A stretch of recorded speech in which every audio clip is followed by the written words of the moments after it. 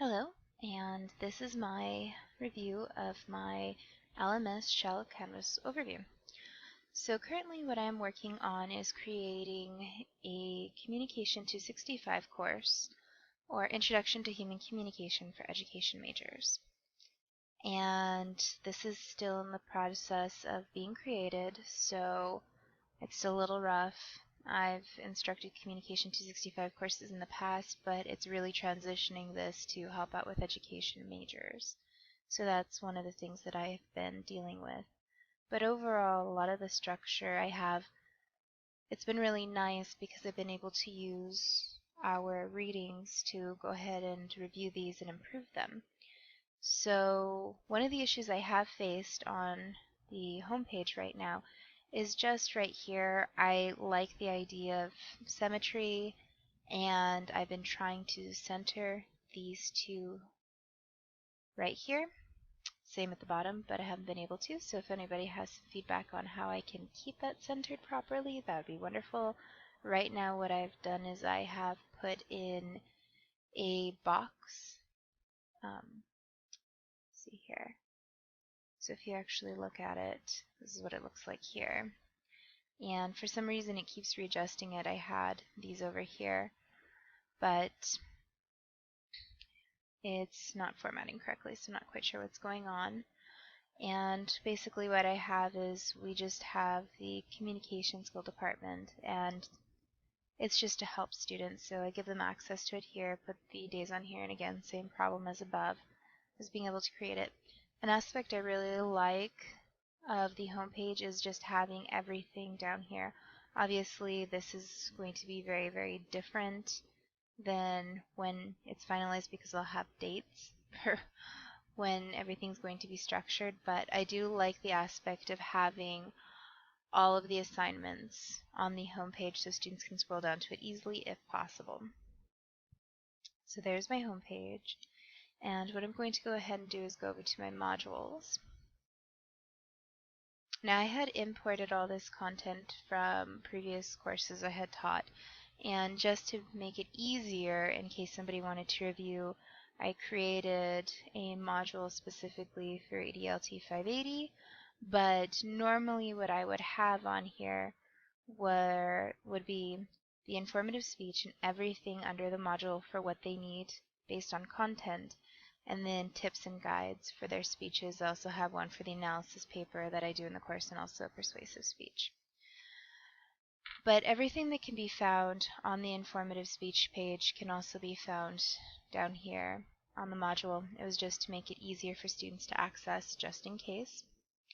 So this is basically what I have done for the entire unit of Unit 2 for the course. And let me see here. I think I'm going to go ahead and go into student view so it's easier to see.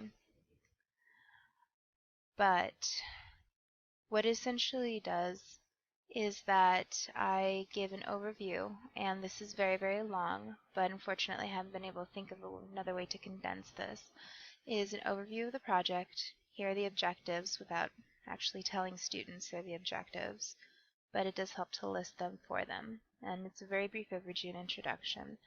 And then I have the requirements, and I tried to break it down as easily as possible: time, delivery, sources, presentation aids, the basic stuff. And then the last thing I include on the informative speech page is preparation.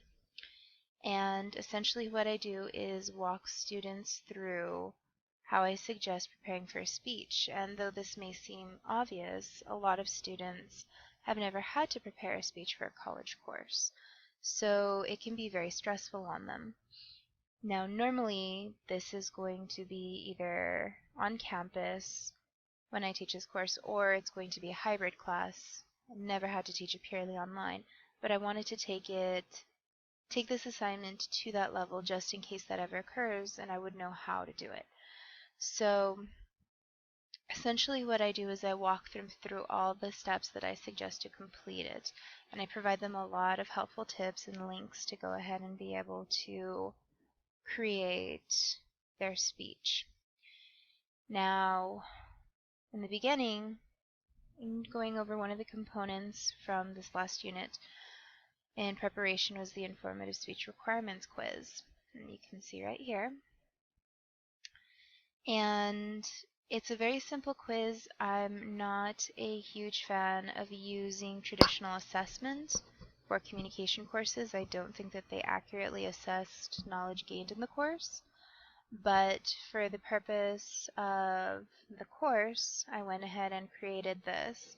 And after thinking about it, I really do like having this because there's typically majority of the mistakes made on the informative speech in the course are repeated throughout most of the students, so they're very, very regular with them. So I wanted to go ahead and provide them a way to give them a backup essentially and say, okay, really reinforce that these are the aspects of your speech to make sure to include, or else it's going to dock your grade very heavily. So I provide them a link just in case back to the informative speech assignment page where it has all of the instructions, the rubric, and the evaluation sheet so they can go over it. And it's really not meant to give them a very structured, difficult quiz. It's basically just to reinforce, as I say, to ensure that they understand the major requirements of the informative speech. And it asks some very basic questions, but essentially what I try to do, not only trying to use the several different types of questions, but on top of it, wanted to be able to really hit home that they're going to lose a lot of points in case they forget to do a couple aspects. So as you can see here, I've used different types, multiple choice, fill in the blank, the drop-down menus, and it was interesting because going through here I had never noticed it before, but when you do fill in the blank, it's possible to do fill in the blank and provide words. So for this specific one, I have the option of putting in 0 as a number or spelling out 0. But it also has the option of doing a fill-in where it's only numerically available. So I went ahead and did 2 of those just in case, so I could get all the different types. And then I did matching, so I really like it. And then of course the last one's going to be text-based. But I think this is really going to help keep students on track for being able to understand some of the most important aspects of the informative speech and just several things that can go wrong. And normally I go over this in class, but if this were to be a purely online course, this would really have to be reinforced for them in an online format. And this is one way to do it. So that's why I like having this in my toolbox, just in case. So let's go back over here. And then as I walk them through it, I have them select their select their topic. And then as they go through here, this is the other aspect of Unit 2, where they choose their informative speech topic. Now, essentially what I have students do, and I used to have it differently in the past, was that I would have students submit through the standard assignment page what they wanted their informative speech to be on, and I would approve it just in case because I've gotten some inappropriate speeches in the past. But then it became an issue because several students wanted to work on the same assignment, and then I would have to backtrack and say, okay, who submitted it first? It would take some time to get back to them. So going with the discussion, the communication aspect of Unit 2, I really like the idea of having the discussion page for them to submit the assignment on. So essentially what they do is they use the discussion page to essentially submit the topic that they'd like to do and why they think it's appropriate topic. And then what I like to do whenever I have discussions or any type of assignment is provide an example post or an example of what I'd like their reply to be, the assignment outline, whatever the case. So I provided one here and let them know how it was going to be graded, and then just because of experiences I've had in the past, again, reinforce that they need to read through all the posts before they post their topic to ensure that there's no duplicated topics. So that is the first one, and again, I love the link feature on Canvas, so I always link everything I can back to each other to make it easy for students to navigate, especially students that haven't had a lot of experience in online format. And then, let's go through here.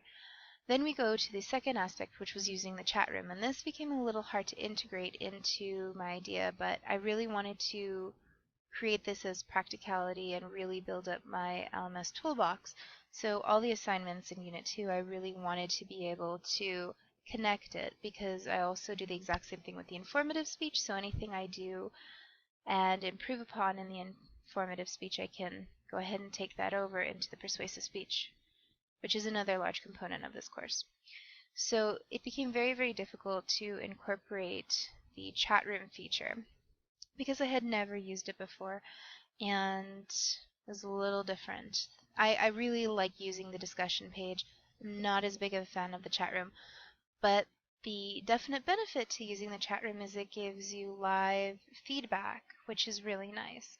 So to be able to actually create a way to grade it, because I wasn't able to do that in chat, was creating an assignment page and then walking students through what they should be doing.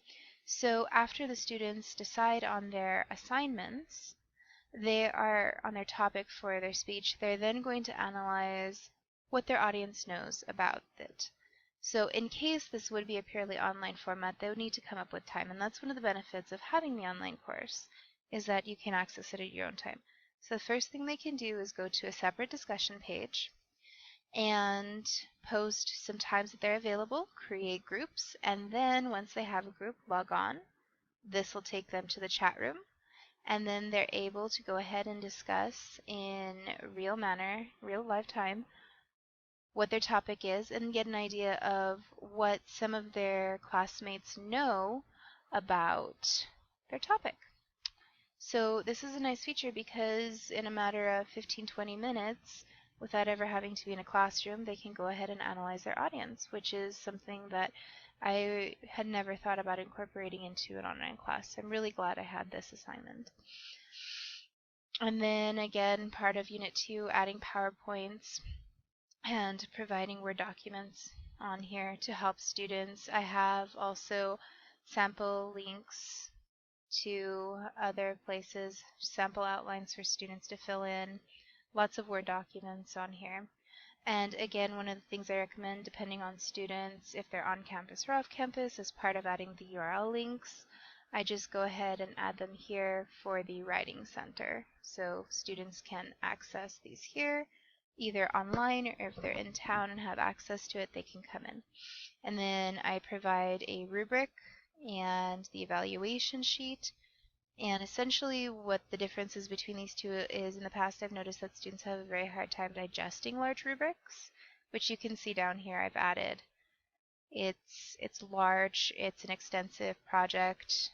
They were weighted in the past, so the point system didn't make as much sense to students. So I went ahead and redid it in the informative speech evaluation sheet, and you can go ahead and take a look at this real quick, so that it just becomes easier for students and also easier for me to grade as they're going through a speech. So it just allows me to go ahead and highlight as they go through their introduction, their body, their conclusion, and it again translates right over to the rubric, which is down here. And also if the students want to be able to download it, they have the option. So essentially I just walk them through everything, provide them with as much feedback and assistance as possible, and offer to be here with them. So the last thing I'm going to go over is going to go ahead and be my gradebook. Now, what I actually did, because I'm setting this up and I didn't want it to contradict with anything, was I went through and had the other assignments I have and I took the points off of them just in case it'd be easier for somebody to come in and review these. And it's pretty simple. This is not an actual course yet, it's just a shell, so no students are in here, but it's very easy to see. I've used the gradebook before. I love it. It has a lot of wonderful, wonderful features that I recommend, including being able to see percentages. I don't typically weight grades, but it's an option and we needed to do it for Unit 2, so I went ahead and incorporated it. And it's really easy if you want to go ahead and look at the different features. You can right here. I like arranging the columns by due date rather than by the subject matter, such as speeches,